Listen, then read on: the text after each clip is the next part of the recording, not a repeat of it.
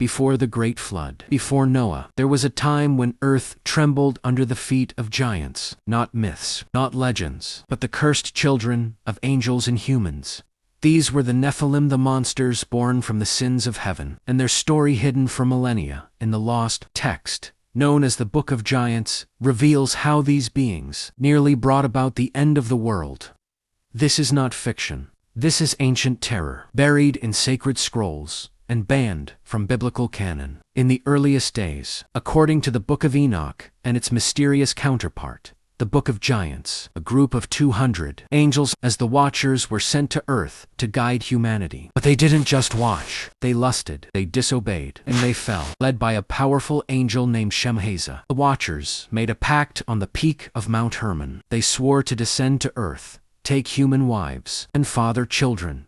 No matter what judgment might come, it was a choice that would doom the world. From these unnatural unions came beings that were never meant to exist. The Nephilim. They weren't just tall, they were titans, creatures of immense strength, unnatural knowledge, and insatiable hunger. At first, they ruled over mankind like gods, but their hunger grew. They devoured everything: fields, flocks, forests, even people. And when the earth could no longer satisfy their hunger, they turned on one another. The Book of Giants, found among the Dead Sea Scrolls, tells us that some of these monsters, particularly two named Ojah and Hajah, sons of Shemi-Hazabi, began to have terrible dreams. They saw visions of judgment, a flood, oblivion. In one dream, a massive stone tablet is submerged in water. When it rises again, all their names have been washed away. It was a symbol.